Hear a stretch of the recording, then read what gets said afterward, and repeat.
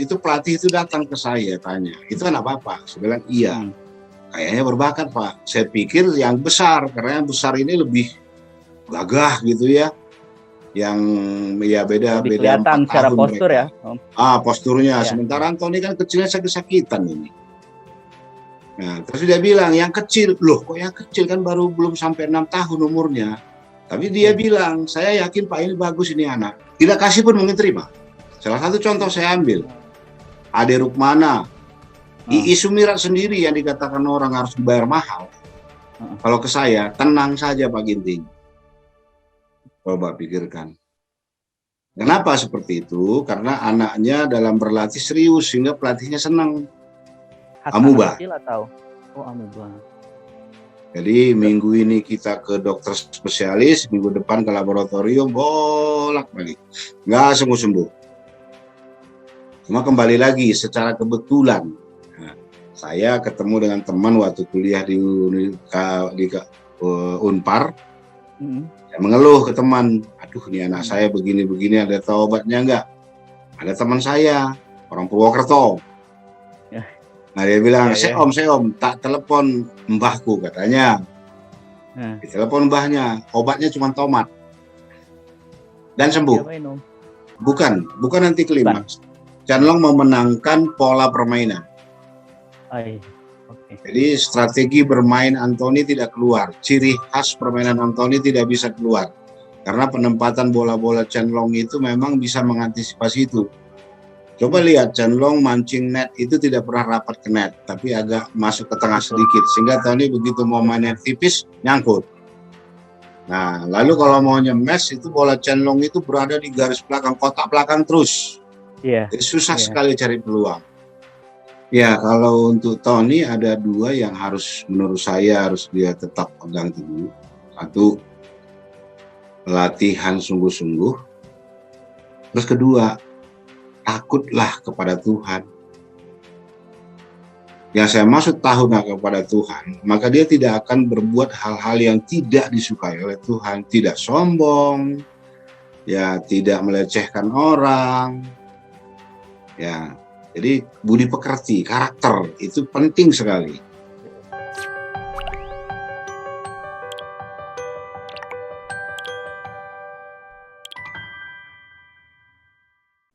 Halo, selamat siang Tribuners dan Sobat Warkot. Kembali lagi dengan saya, Eko Priyono, manajer peliputan Tribun Network. Kali ini kita sedang bersama Bapak Edison Ginting. Beliau ayah pebulu tangkis tunggal putra Anthony Sinisuka Ginting yang baru saja mempersembahkan medali perunggu pada Olimpiade 2020 di Tokyo yang berlangsung di tahun 2021. Kita akan bertanya seputar perjalanan karir Oni ya, begitu Anthony disapa di rumah. Om, apa kabar Om? Baik. Gimana Om? Kemarin beda dengan Asian Games gak? Kalau kemarin sampai menitikan air mata nggak? Kalau di Asian Games kan Om sampai ya haru lah melihat perjuangannya. Kalau kemarin selama di Tokyo ini Om merekam perjalanan Oni gimana Om? Ya selama Olimpiade, kalau saya lihat perjalanan dari awal itu yang sangat mendebarkan saya itu di 8 besar. Oke. 8 besar perebutan untuk semifinal. Mungkin kita tahu juga Anthony merasakan hal yang sama. Coba lihat bagaimana teriaknya, tidak pernah dia tunjukkan seperti itu setelah menang. Nah, lalu bertemu dengan Chan-Long. Dan kalah. Ya. Nah, bagi saya sih tidak terlalu banyak penyesalan atau kecewa, tidak, karena dia sudah berusaha dengan optimal. Ya. Dan Chan-Long menemukan anti polanya Anthony, sehingga pola bermain Anthony sama sekali tidak bisa keluar. Dia kalah. Betul. Nah, cuman satu yang membuat saya bangga selain dapat perunggu ya. Yang saya banggakan betul dan saya salut ke dia adalah bagaimana dia bisa mengembalikan kondisi mentalnya. Kalah hari ini, besok harus main. Nyatanya main besok tidak sedikit pun terpengaruh dari kekalahan di hari sebelumnya. dia bisa enjoy dengan tersenyum dan bermain optimal. Bagi saya itu suatu setting mindset yang hebat gitu. Nah itu yang membuat saya sangat bangga. Selain memperoleh medali perunggu. Ya kita tahu setelah lawan wakil Denmark juga tuh Om, yang banyak meme-nya itu Oni begitu emosional mungkin dia waktu itu. Ya, belum pernah seperti itu ya. Ya. Itu luar biasa sih, memang itu banyak banget yang akhirnya foto-foto Oni diedit jadiin meme tuh banyak banget Om. Ya, tapi lawan Chen-Long memang ya entah, menurut Om gimana Om, waktu lawan Chen-Long tuh kenapa anti klimaks mungkin kalau dibilang? Bukan anti klimaks. Chen-Long memenangkan pola permainan. Okay. Jadi strategi bermain Anthony tidak keluar, ciri khas permainan Anthony tidak bisa keluar. Karena penempatan bola-bola Chen-Long itu memang bisa mengantisipasi itu. Coba lihat Chen-Long mancing net itu tidak pernah rapat ke net, tapi agak masuk ke tengah sedikit. Sehingga Tony begitu mau main tipis, nyangkut. Nah, lalu kalau mau nyemes itu bola Chen-Long itu berada di garis belakang, kotak belakang terus. Jadi susah sekali cari peluang. Gitu. Oke. Tapi Om mengagumi Oni karena setelah kekalahan yang lawan Chen-Long, dia bisa bangkit di perebutan medali perunggu ya? Ya. Itu sulit. Saya pribadi dengan usia seperti sekarang ini, ada kekecewaan saya kemarin, hari ini masih terbawa. Tapi saya lihat pada dirinya tidak. Oh gitu? Ya, memang saya waktu itu WA setelah kalah itu saya katakan, lupakan itu kekalahan. Nah sekarang segera move on. Karena besok masih ada menunggu pertandingan yang baru. Silahkan relax, makan yang enak, dengar lagu-lagu yang menyenangkan. Setelah lawan Chen-Long itu Om, apa sih yang dia sampaikan? Oh, dia lupa panggil Om apa sih? Ayah atau Bapak? Atau Papa ya? Pak ini ya. Atau dia mengadu apa Om? Tidak ada. Belum pernah sekalipun menang atau kalah, dia tidak pernah mengadu tentang pertandingan. Yang dia ceritakan biasanya apa? Yang dia ceritakan biasanya ya di sini makanannya enak, ya suasananya nyaman atau kurang menyenangkan, ya seperti itu. Oh, nggak ada hal-hal bulu tangkis malah ya? Enggak, hampir tidak. Kalaupun dia pulang itu dia berupaya menghindar kita berbicara bulu tangkis. Karena dia bilang sehari-hari saya berhubungan dengan bulu tangkis, ngejar-ngejar bulu angsa terus. Tiba di rumah ditanyain lagi tentang bulu angsa, katanya yang lain lah.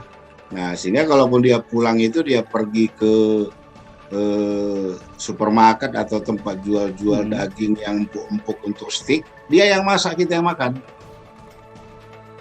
Oke. Oh, suka masak juga Om Oni Om? Ya. Kalau makanan favorit Oni apa Om? Ya? Makanan favoritnya Oni? Steak. Ya, steak sama mie rica-rica. Ya. Khas sekali nih ya. Ya. Oh, ini agak balik lagi tadi.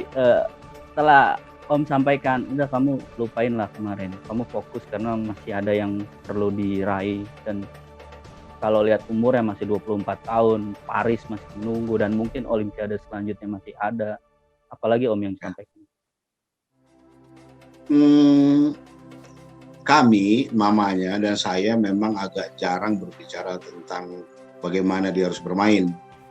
Mayoritas itu kita mencoba bagaimana supaya dia nyaman. Jadi nasihat-nasihat yang kami berikan pun umumnya itu mengarah ke pembentukan karakter anak saja. Jadi ya seperti tidak, kamu harus seperti ini, tidak harus main kayak gini, enggak gitu. Tidak. Dia lebih pintar dari saya kalau soal itu. Nah, cuman karena usia kita jauh artinya lebih banyak pengalaman kita hanya menyampaikan beberapa hal berkenaan dengan budi pekerti lah umumnya. Jangan sombong misalkan, jangan anggap remeh terhadap siapapun lawanmu. Ya, jagalah diri dalam permainan, pertandingan, jangan gegabah, fokus. Nah, kalau mamanya umumnya, udah makan belum? Tidur jangan terlalu malam. Nah, seperti itulah, kira-kira gitu aja. Kasih ibu-ibu lah ya. Iya, khasnya ibu. Tadi siang makan apa? Aduh. Om, ini kan Oni anak keempat ya Om ya? Ya, Anak keempat. Nah, yang dari 4 bersaudara ini yang suka lima olahraga. bersaudara mereka. Oh, maaf. Yang satu gimana Om? Adiknya Anthony, ada adiknya perempuan. Oh, ada 5 ya? Iya, Jadi yang gemar olahraga semua. semua. Yang jadi atlet? Atlet itu sebenarnya ada 3, 4 sebenarnya. Tapi ya tergerus oleh kuliah. Jadi abangnya yang sulung itu ya pernah menekuni basket, jadi tim inti basket Jarum. Oke. Ya, yang nomor 2 pernah taekwondo di Jawa Barat waktu itu, tapi kalah di perebutan PON. Yang nomor 3 bulu tangkisnya bagus, tapi dia pindah ke basket. Seandainya dia terus di bulu tangkis kayaknya bagus, tapi di basket juga, tapi ya Om, ya. bagus juga, suka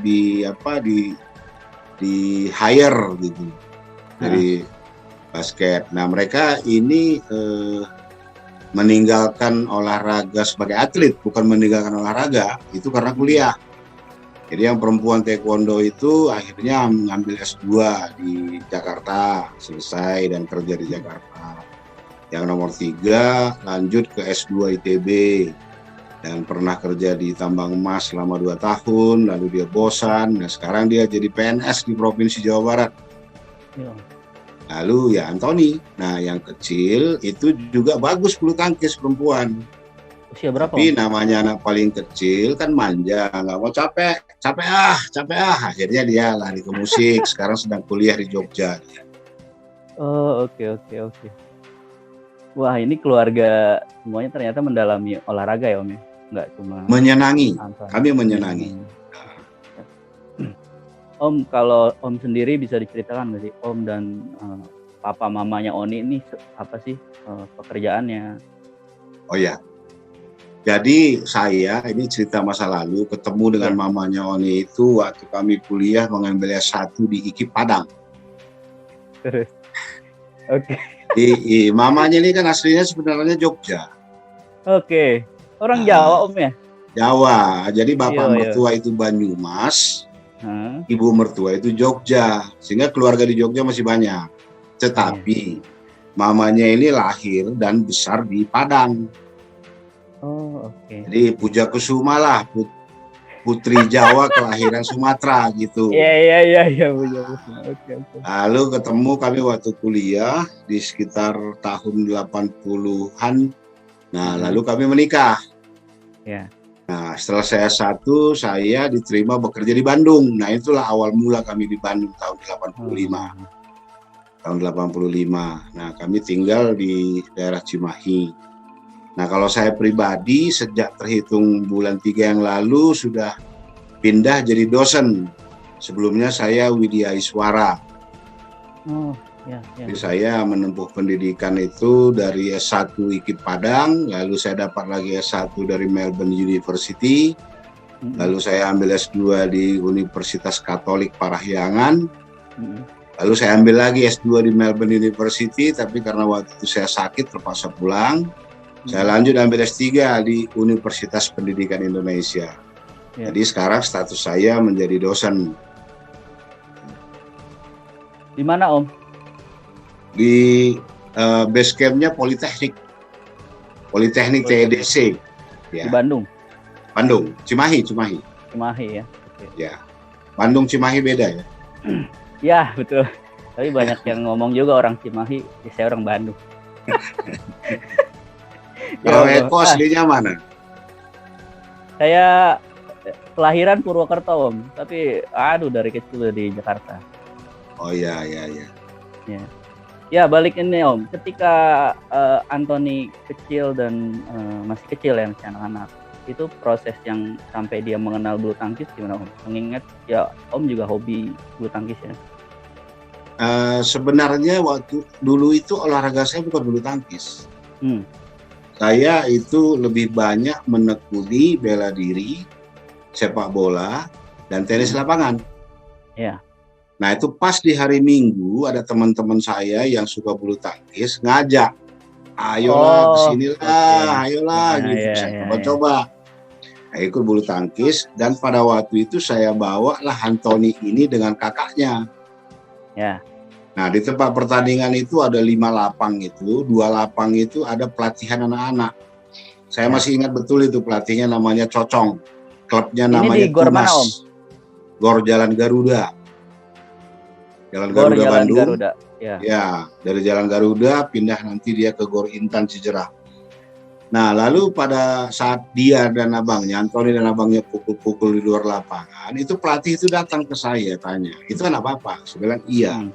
Kayaknya berbakat, Pak. Saya pikir yang besar, karena yang besar ini lebih gagah gitu ya. Yang ya beda Lebih 4 kelihatan secara tahun postur mereka. ya, Om. Posturnya. Ya. Sementara Anthony kan kecilnya sakit-sakitan ini. Nah, terus dia bilang, yang kecil, loh kok yang kecil kan baru belum sampai 6 tahun umurnya. Tapi dia bilang, saya yakin Pak ini bagus ini anak. Saya nggak Cocong namanya itu. Bagus nih Cocong. anak. Nah, Cocong. Cocong ya. Ya, Cocong ya. Sekarang ngelatih dia di Gor Intan Cijerah. Nah dari situ saya berpikir, iya ya, daripada main tidak ada makna, mengapa bukan saya tidak masukkan dia ke klub saja. Saya masukkanlah ke klub itu. Mulai dari situ terus latihan, dan sering berantem di rumah dengan mamanya, berdebat gitu. Karena antara latihan atau sekolah, latihan atau sekolah, latihan atau sekolah itu kan lelah sekali. Nah kami coba berupaya menyeimbangkan sekolah dan latihan. Jadi sampai dengan SMP itu kita sebenarnya belum ikhlas dia jadi atlet. Nah, tapi kita terus juga karena kita berpikir apa yang bisa dijanjikan oleh seorang atlet waktu itu. Ya.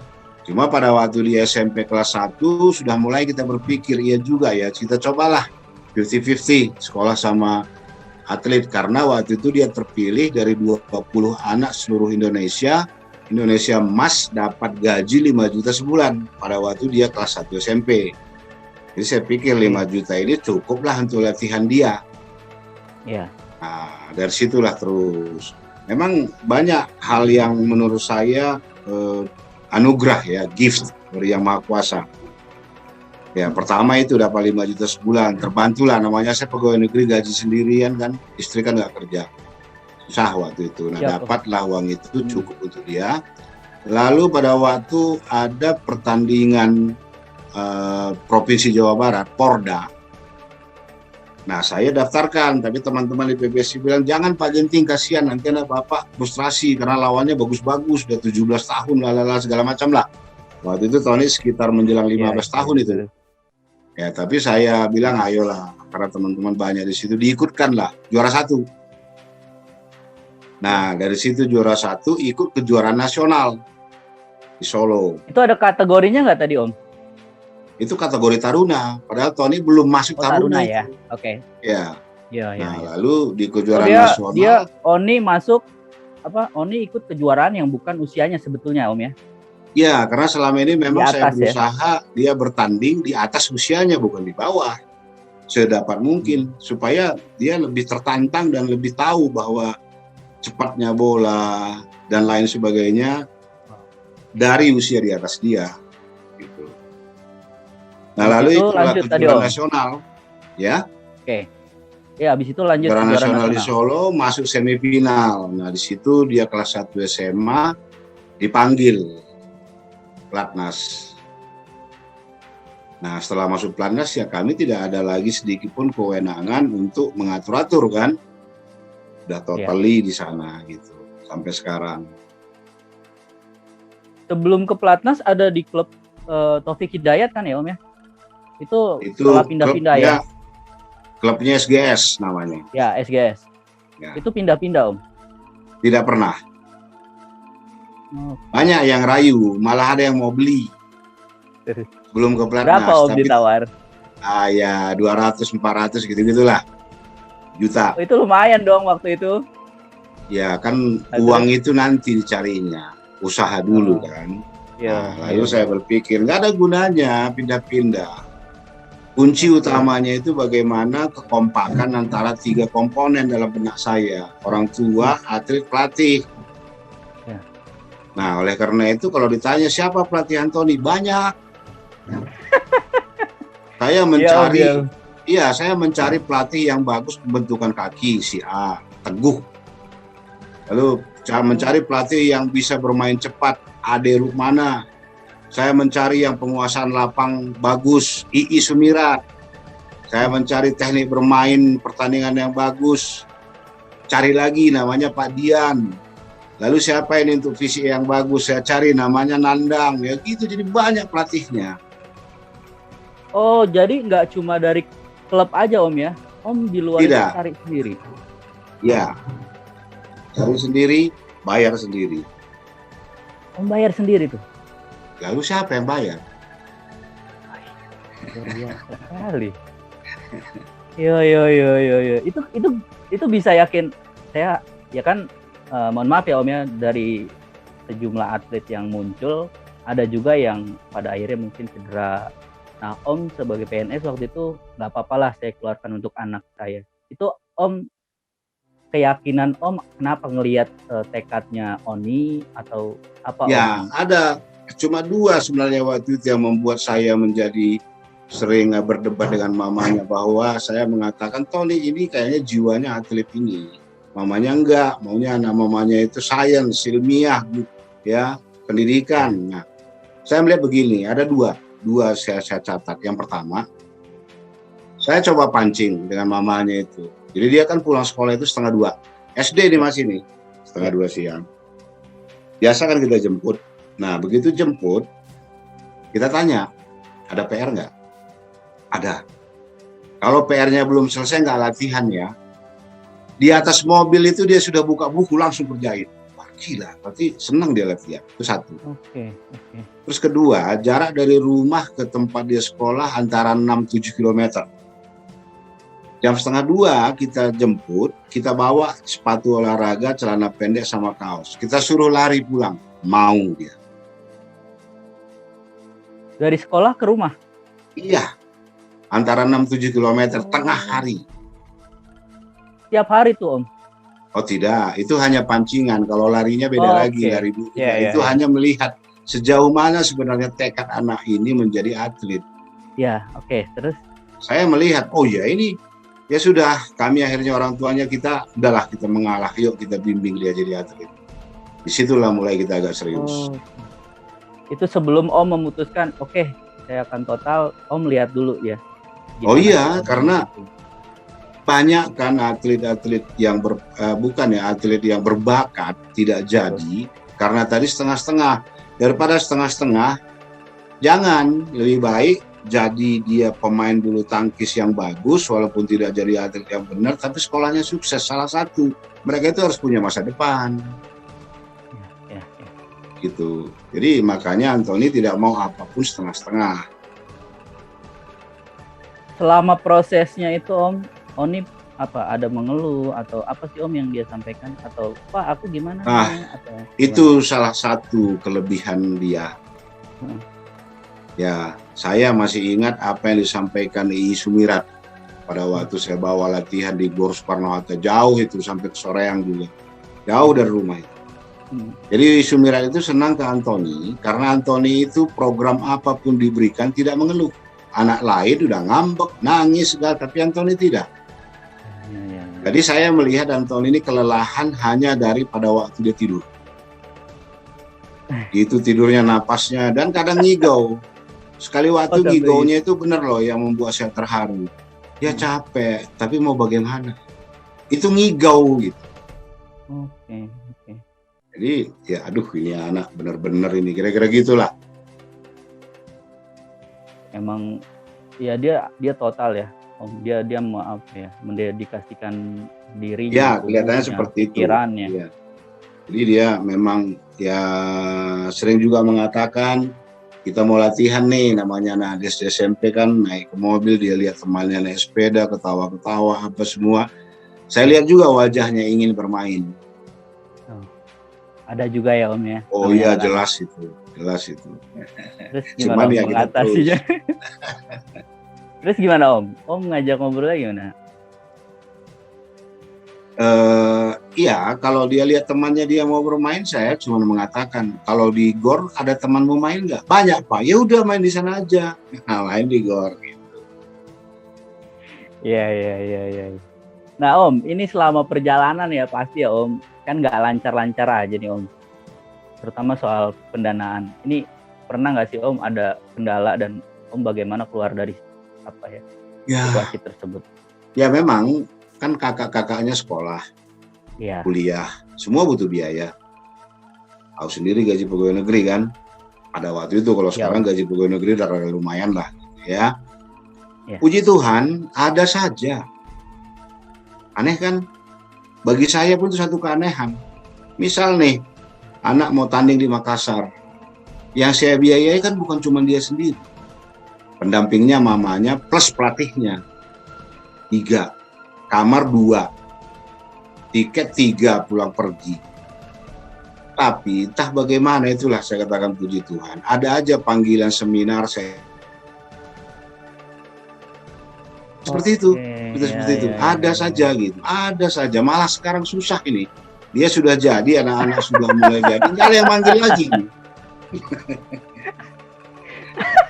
Habis ini banyak Om webinar. Webinar ya, memang sekarang saya webinar masih banyak oleh teman-teman, terutama guru-guru vokasi ya. Masih banyak Iya, minta iya. memberikan pencerahan tentang macam-macam lah di pendidikan umumnya. Om, waktu ketika membiayain itu boleh tahu nggak sih Om berapa Om kalau membiayain pelatih yang tadi Om bilang untuk kecepatan, fisik, mungkin mental? Para pelatih itu baik-baik semua. Tidak tahu, mungkin karena hubungan pribadi dengan saya baik, jadi mereka tidak ada mentarget berapapun. Ya. Om kasih berapa mereka terima? Tidak kasih pun mungkin terima. Salah satu contoh saya ambil, Ade Rukmana, Ii Sumirat sendiri yang dikatakan orang harus dibayar mahal. Kalau ke saya, tenang saja Pak Ginting. Coba pikirkan. Kenapa seperti itu? Karena anaknya dalam berlatih serius sehingga pelatihnya senang. Iya. Itu sebenarnya. Jadi tidak harus kita keluarkan uang besar-besar, enggak. Kadang hanya setelah latihan kita makan ya warung Padang atau apa, udah segitu aja, nggak apa-apa. Iya, betul. Ini bayarannya tuh apa ya Om? Per minggu, per bulan, apa gimana sih Om? Kalau normalnya? Kalau yang rutin sebenarnya kan per bulan. Per bulan ya? Ya, tapi kalau saya suka-suka. Iya. Benar, ini jujur. Saya salut dengan pelatih-pelatih itu. Mereka begitu ikhlas. Nah, sehingga Anthony dengan pelatih-pelatihnya itu juga sampai sekarang kayaknya seperti saudara betul gitulah. Iya. Masih terjalin hubungan sampai sekarang? Masih. Nanti kalau libur kan biasanya akhir tahun libur, ada hampir sebulan itu, dia tuh keliling itu ke pelatih-pelatihnya dulu. Main di tempat camp yang ini, main di tempat camp untuk memotivasi anak-anak yang masih belajar. Gitu. Dia bawa kaos-kaos bekasnya, makanya nggak ada sisa. Kaos bekas, tas dan segala, nanti dibagi-bagi sama dia di situ. Ya. Luar biasa ya perjuangannya Oni dan keluarga ini ternyata. Ya. Kalau dirunut ke belakang dikatakan ringan, tidak. Jadi mengalir saja. Kami yakin sih dengan ya kita bertekun ya ada hasil. Mudah-mudahan ke depan lebih baik lagi. Betul. Kalau Ibu, Om, selama tadi perjalanan Om membesarkan Oni sebagai atlet, Ibu keluhannya apa Om? Capek. Karena yang ngantar itu lebih banyak dia. Saya kan kerja. Iya. Ya, kalau ada waktu saya antar, tapi kalau jemput mungkin banyakkan saya pulang kantor kan. Nah, ibunya itu kan repot ngurusin makannya karena namanya anak capek tidak bisa makan seperti makan biasa-biasa. Iya. Nah, karena kita ada cerita yang menarik sebenarnya ya, kalau saya pikir ibunya itu hebat. Anak olahraga itu kan butuh putih telur itu, kuningnya enggak. Iya. Nah, bayangkan saja sampai mikir beli telur 2 kilo per hari aja, kita mikir ya. Betul. Jadi ibunya beli telur 1 kilo, nanti dia pergi ke tukang martabak, karan, putihnya ke sini, kan kuningnya sama kamu.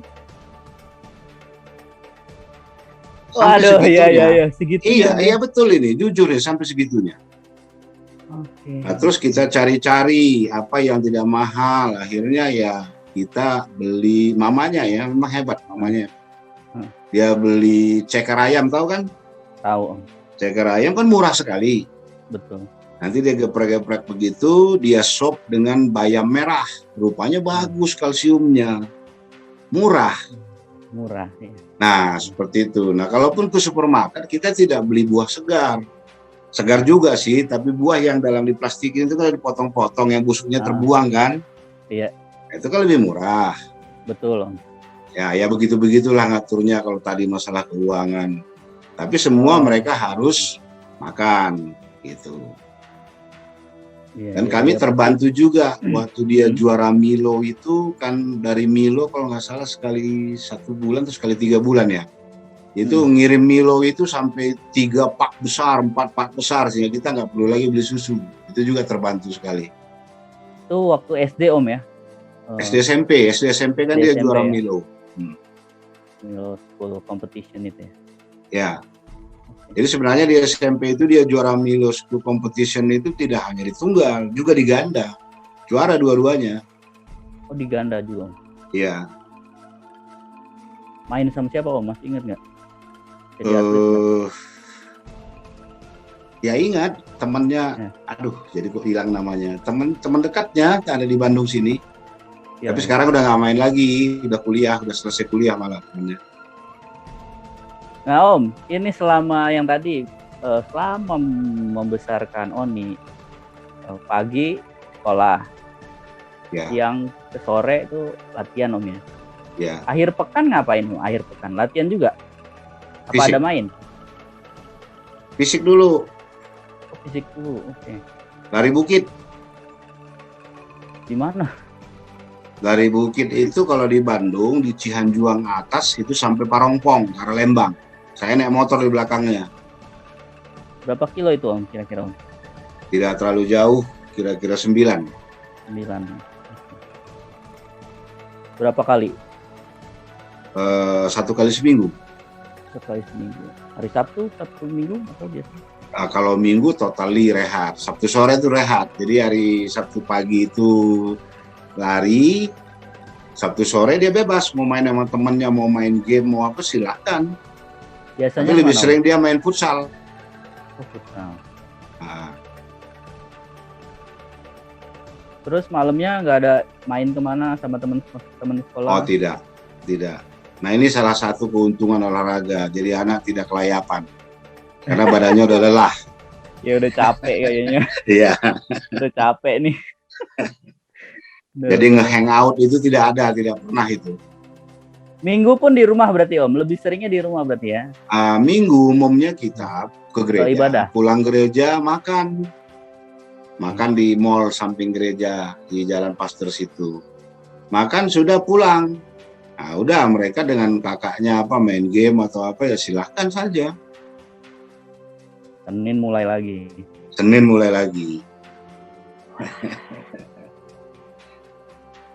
Aduh, ini buat Tribuners sama Sobat WK nih yang memikirkan anaknya untuk menjadi atlet, ya bisa dicermati lah bahwa perjalanan yang berat itu juga perlu ditekuni, Om ya. Maksudnya nggak ada yang instan gitu. Orang lihat Oni jadi, tapi kan apa yang diperjuangkan keluarga juga wah lah. Semua dikeluarin, Om ya. Ya, jadi kalau dikilas balik disuruh lagi kayaknya berat. Tapi waktu itu memang semua seperti mengalir saja. Betul, seperti mengalir saja. Dan saya beruntung mungkin masuk ke lingkungan yang baik, yang artinya teman-teman yang baik, banyak teman saya yang baik, termasuk di klub dulu Tunas yang jadi SGS. Ya di situ kan kita pertandingan kesana kemari itu kan biayanya besar. Iya Om. Nah ini kami atas inisiatif saya sebenarnya, karena ada juga anak yang tidak mampu sama sekali. Ya kami yuran, jadi bukan si A membiayai anaknya gitu, tidak. Tapi yuran semua orang tua untuk memberangkatkan semua atlet. Nah di situ saya Besarnya kadang, tergantung kemampuan ya Om ya. oh iya, iya. Ya, oke. Nah lalu kita bersama-sama, misalkan pertandingannya masih Jawa Barat lah, katakan di Cirebon. Di Cirebon kita utus orang mencari satu rumah kosong untuk ngontrak. Nanti bawa kasur masing-masing. Ada tukang masaknya ibu-ibu dari anak-anak. Ya gitu-gitu untuk menghindari tidak terlalu besar biaya. Iya. Itu selama Oni bertanding itu ya begitu itu ya Om ya, cara Ya tidur bertahan. di kasur tipis seperti apa ya, susun ikan kadang-kadang. Rapat-rapat dengan teman-temannya itu gitu. Gitu. Seru banget. Siap. Om, ketika sudah ada panggilan dari pelatnas itu apa Om? Apa yang Om pikirkan saat itu? Apa yang Oni sampaikan? Didikannya. Iya. Pendidikannya. Nah, tapi saya bersyukur kembali lagi, Kepala Sekolah SMA Negeri 4 Bandung pada waktu itu Pak Ahmad almarhum bilang ke saya, Pak Ginting kita khususkan, biarkan ke pelatnas, nanti dia biar belajar melalui modul. Oh. Nah, sehingga Sabtu ini saya dan mamanya itu ke pelatnas, ngantar modul dan mengambil apa yang dia kerjakan sebelumnya, begitu terus. Pulang pergi Bandung, Cimahi, Cipayung gitu Om? Ya, tiap Sabtu. Okay. Nah, lalu kalau ada ujian, Antoninya tidak bisa ikut ujian, kita datangi gurunya supaya berkenan nanti ujiannya belakangan di hari Sabtu atau Minggu. Nah, sehingga Antoni itu hari Sabtu pulang, sore khusus dia saja yang ujian diawasi gurunya. Hari Minggunya juga begitu. Di Karena rumah kalau Om? ujian kan harus. Ya seperti itulah. Di rumah sendiri apa di rumah sang guru? Di sekolah, kita antar ke sekolah. Oh di sekolah. Ya. Sampai tamat SMA. Berarti banyak banget ya Om yang memang pihak-pihak apa ya berkontribusi ya Om ya. Oh, betul sekali. Maka saya bilang saya berbahagia sekali, senang sekali berada di lingkungan yang mendukung. Okay. Mulai dari pelatih, masyarakat, teman-teman sekitar ini, guru-gurunya, teman-temannya. Jadi maka saya katakan tadi Antoni ini sebenarnya diberikan sebuah anugerah, gift, pemberian yang dari Maha Kuasa, karena semua mendukung tanpa sadar dan semua mengalir tanpa rencana. Seperti itu. Nah, ketika di pelatnas Om pasti ada pasang surut. Oni cerita Om? Ada pernah. Ya namanya anak baru di ya biasalah gitu kan. Okay. Nah, cuman tidak parah-parah banget. Kan waktu itu badan dia paling kecil. Iya Om. Ya paling kecil, terus juga prestasinya 1 tahun pertama itu mengecewakan. Ya apa ya bilangnya agak lambat kali ya. 1 tahun pertama lah. Waktu itu kan saingannya itu ada Iksan Maulana, Jonathan Christie, terus Bayu Pangestu. Ini keseangkatan nih. Nah, badan dia paling kecil dan ya seolah-olah sangat disingkirkan lah. Agak kurang diperhatikan, sampai pernah katanya badannya kram total, nggak ada yang peduli. Ditinggalin aja di lapangan. Tukang sapu yang beresin. Seperti itu. Oh, dan membesarkan itu hati Oni gimana? Ya? Membesarkan hati Oni saat itu. Ya cuma satu aja saya katakan, sekarang sehat kan sehat. Nah hebat kamu. Udah gitu aja Om bilang? Ya terus mau apa? Nyalahin orang lain? Iya, nggak ada gunanya orang juga lain, Om nggak ada gunanya. Iya betul. Malah membuat dia jadi tidak senang ke orang kan? Oke. Ya seperti itu aja. Dengan begitu dia, oke lah, usaha terus ya Om ya. Ya karena saya katakan kamu hebat, bisa kembali recovery, bisa sehat lagi kan hebat. Om agak sedikit ke belakang. Tadi Om bilang Oni waktu kecil sakit-sakitan apa Om? Amuba. Kecil atau? Amuba. Jadi minggu ini kita ke dokter spesialis, minggu depan ke laboratorium, bolak-balik. Nggak sembuh-sembuh. Cuma kembali lagi secara kebetulan, nah, saya ketemu dengan teman waktu kuliah di Unpar. Saya mengeluh ke teman, aduh nih anak saya begini-begini, ada tahu obatnya enggak? Ada teman saya, orang Purwokerto. Nah dia bilang, saya om, tak telepon mbahku katanya. Ditelepon mbahnya, obatnya cuma tomat. Dan sembuh. Tomat yang merah itu belah-belah, rebus, kasih air sedikit, campur gula batu yang putih itu. Saring minum. Selesai. Berapa lama tuh? 1 kali minum.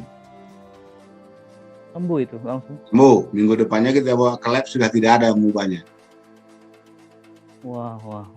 Ya. Padahal sekian bulan kita bolak-balik seperti itu. Ya itu tadi, jadi semuanya serba mengalir lah gitu. Luar biasa banget Om. Oke, yang balik lagi ke selama di Platnas, ketika mendapat prestasi yang pertama nih Om apa waktu itu udah oke, memang anak saya jalurnya di situ atau gimana Om? Iya, jadi setahun di Platnas itu sendiri masih tanda tanya besar di benak kita. Ini bakal terus apa tidak? Benar ya, seperti itu. Nah, penampilan pertama dia yang saya merasa akan ada masa depan pada waktu ikut kejuaraan dunia junior ya. Di kejuaraan dunia junior dia dapat perunggu, dikalahkan oleh Shiyuki. Ya, Shiyuki. Kalah, lalu ikut lagi di Youth Olympic. Dapat perunggu juga, kalah juga sama Shiyuki kayak gitu. Nah, lalu main di Indonesia Open sempat mengalahkan Srikan Kindabi dan ngajak Momota rubber set. Wah, ini bisa lanjut. Nah, disitulah kira-kira kita mulai agak berpikir, oh dia bisa. Pada akhirnya ya itu menyusul semua ya Om. Akhirnya sudah dapat dan kemarin. Ya, proses. Wah, luar biasa sekali, ternyata atlet itu harus lingkungannya sportif juga Om ya, nggak bisa jalan sendiri.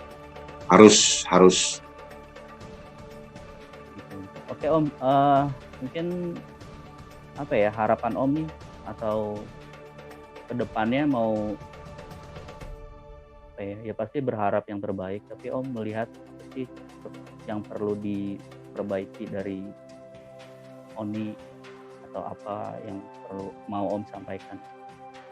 Ya, kalau untuk Tony ada 2 yang menurut saya harus dia tetap pegang teguh. 1, latihan sungguh-sungguh. Terus kedua, takutlah kepada Tuhan.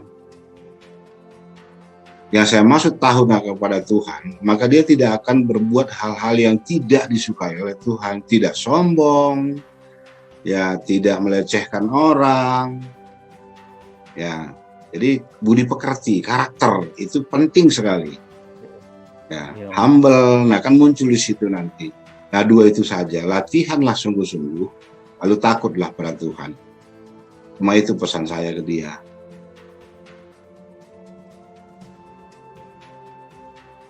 Mudah-mudahan Oni bisa, ini kan sudah ada di jalurnya Om ya, Oni bisa konsisten dan pesan tadi Om ya betul-betul dimaknai. Kalau ngelihat perjalanannya dengan semua yang sudah dilaluin, pasti dia nggak akan menyia-nyiakan sih Om ya, rasanya ya. Ya mudah-mudahan. Karena sekian proses yang sudah dia lakukan, kalau terus proses dengan baik dia lakukan, mengingat yang 2 tadi, latihan sungguh-sungguh, takut akan Tuhan, maka hasilnya akan menyusul. Ya.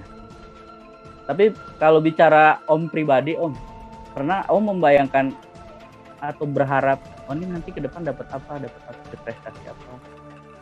Om mengalihkan. Yang banyak ngomong itu teman-teman.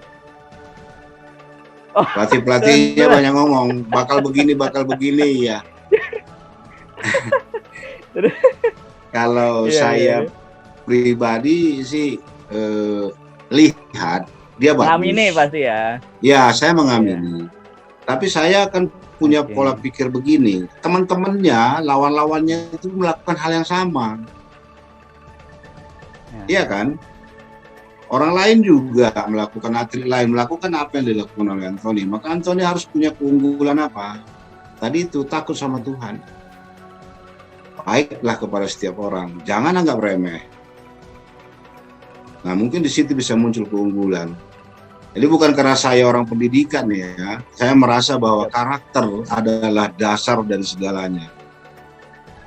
Kalau sudah terbentuk karakternya, beradaptasi terhadap apapun itu lebih memungkinkan. Makanya saya katakan tadi pertama kita bicara. Yang membanggakan saya bagaimana mindsetnya bisa berubah. Kalah hari ini, besok gembira sambil bermain. Nah itu yang saya mau.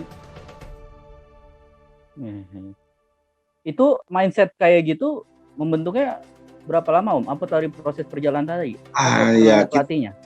Tidak ada rumusnya, itu karena proses perjalanan hidupnya dan bagaimana kita berkomunikasi, tidak ada rumusnya itu.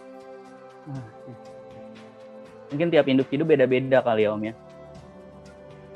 Iya, di situ dia bagaimana orang mengelola pola pikirnya kan begitu. Berarti dia sudah mampu mengelola pola pikirnya. Nah, artinya saya sebagai orang tua, kebanggaan utama saya itu di situ sebenarnya. Ini anak bisa mengelola pola pikirnya, berarti kan sudah mulai muncul kedewasaan dia. Gitu. Itu yang membuat saya bangga betul, selain dapat perunggu tadi ya. Ya, mudah-mudahan semua berjalan lancar, prestasi lainnya menyusul, dan kita semua, saya mungkin mewakili jurnalis, merasa bangga dengan apa yang diraih Oni Om, kami semua ya, amin, ya. Indonesia bangga gitu. Dan waktunya Anthony kan ini masih panjang ya Om, insya Allah. Ya. Nah Om, mungkin terakhir Om, kalau soal kehidupan pribadi, Oni pernah cerita nggak Om? Misalnya? Apa ya, pertemanan dengan lawan jenisnya, atau dengan di pelatnasnya dia akrab dengan siapa? Oh ada, jadi di pelatnas itu pada dasarnya dia hampir dengan semua orang dia akrab. Jadi kadang tidur di kamar dia, kadang tidur di kamarnya Fajar, kadang tidur di kamarnya, macam-macam lah gitu namanya, sahabat mereka ya, saling ngejek dan segala macam. Nah kalau teman wanitanya pun sebenarnya sudah ada, ini sejak mereka remaja sebenarnya sudah berteman. Dulu orang juga atlet. Cimahi juga ya? Cimahi juga? Tidak, Bekasi. Ya Jawa Barat juga sana ya. Ini mengarah ke serius Om nih? Kelihatannya iya, ya, dan saya pikir juga lebih baik ya, ngapain bikin hubungan tidak serius main-main. Iya. Kalau tidak serius ya jangan sama sekali, gitu aja. Balik lagi ke Tuhan tadi itu Om ya. Betul. Iya. Mudah-mudahan lancar Om semua Om. Kehidupan. Makasih Eko, terima kasih banyak. Ya. Senang bisa ngobrol dengan Om Edison Ginting. Terima kasih banyak atas waktunya. Ya, Tribuners dan Sobat WK, demikian diskusi dengan Bapak Edison Ginting, ayah dari pebulu tangkis tunggal putra Indonesia, Anthony Ginting.